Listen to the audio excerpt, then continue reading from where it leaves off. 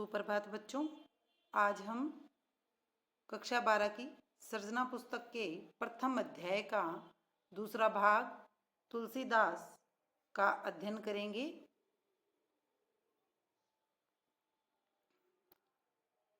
तुलसीदास तुलसीदास जन्म सन 1532, मृत्यु सन 1623। उत्तर प्रदेश के बांदा जिले के राजापुर गांव में जन्मे तुलसीदास का बचपन अत्यंत कठिनाइयों में बीता। कष्टों के दौर से गुजरकर उन्होंने गुरु नरहरयानंद और शेष सनातन से शिक्षा ग्रहण की। वे अपनी पत्नी रत्नावली से अति स्नेह रखते थे, लेकिन एक दिन रत्नावली द्वारा उत्प्रेरित किए जाने पर उनके हृदय में राम प्रेम जागृत हो गया। तुलसीदास ने अवधी तथा ब्रज भाषा में कई ग्रंथों की रचना की। रामचरितमानस उनकी कीर्ति का आधार ग्रंथ है। अन्य प्रसिद्ध ग्रंथों में विनय पत्रिका, कवितावली, दोहावली, गीतावली, कृष्ण गीतावली, बरवे रामायण तथा रामलला नहछू प्रमुख हैं।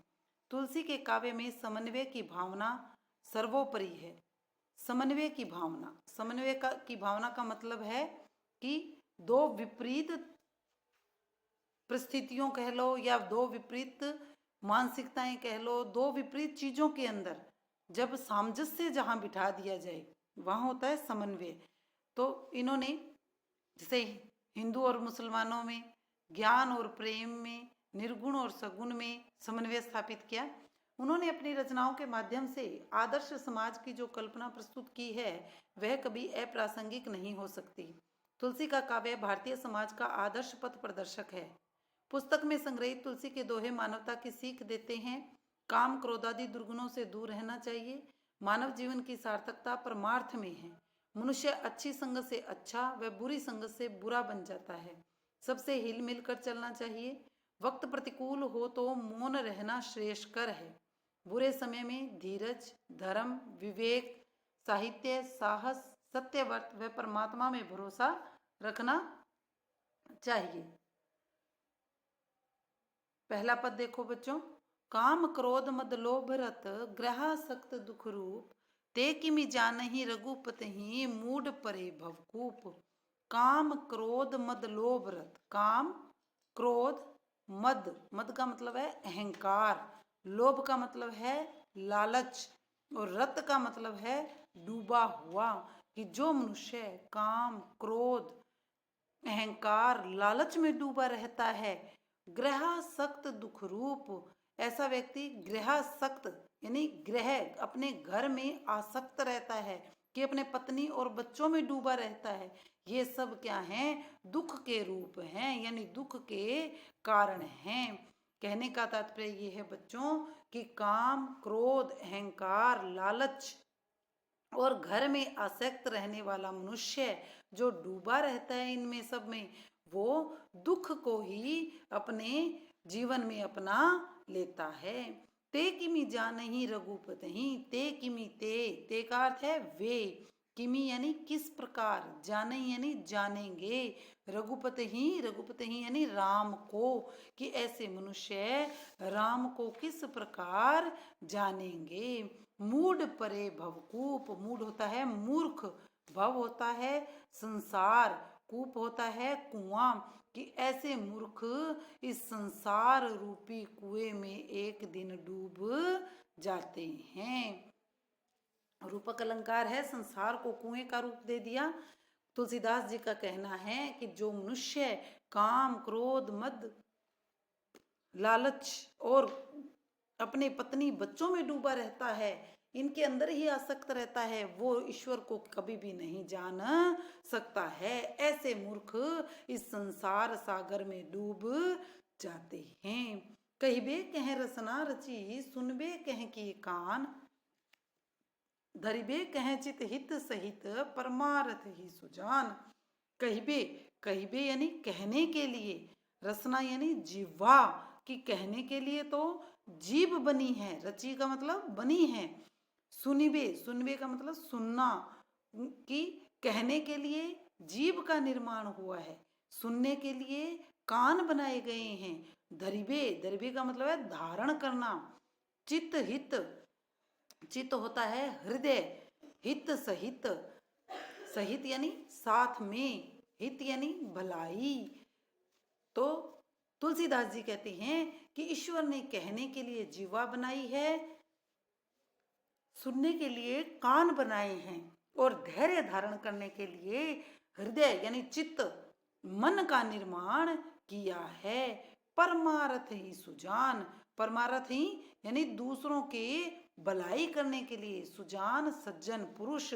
तो सज्जन पुरुष इन सब का प्रयोग दूसरों की भलाई करने के लिए करते हैं। तुलसीदास जी का कहना है बच्चों कि ईश्वर ने हमें जीभ, कान और सब दिए हैं, और इन सब के जीव, कान ये सब दिए हैं, और धैर्य धारण करने के लिए हृदय दिया है। लेकिन जो सज्जन पुरुष होते हैं वो इन सब का प्रयोग दूसरों का परमार्थ, दूसरों की भलाई करने में करते हैं। तुलसी भलो सुसंगतों ते पोच कुसंगति सोई, नाऊ किन्नरी तीर असी लोह बिलो कहु लोई। तुलसी भलो सुसंग, सुसंग होता है अच्छी संगति, कुसंगति बुरी संगति। कि तुलसी भलो सुसंगते पोच कुसंगति सोई। तुलसीदास जी कहते हैं अच्छी संगति सदैव भला ही करती है, पोच कुसंगति सोई, पोच का मतलब है डुबा देना, और बुरी संगति मनुष्य को डुबा देती है, नष्ट कर देती है। पोच यानी नष्ट करना हो गया एक तरीके से, कि बुरी संगति मनुष्य को नष्ट कर देती है। नाव, नाव का अर्थ है नाव। किन्नरी, किन्नरी का अर्थ होता है एक वाद्य यंत्र। तीर, तीर जो धनुष बाण में तीर चलाते हैं। और असी का अर्थ होता है बच्चों तलवार। लोह का अर्थ होता है बच्चों लोहा। लोई का अर्थ होता है लोग। तो देखो तुलसीदास जी कहते हैं कि नाव किन्नरी तीर असी, की नाव और किन्नरी ये दो चीजें ये भी लोहे से बनी हुई हैं, और तीर और तलवार ये भी लोहे से बना हुआ है।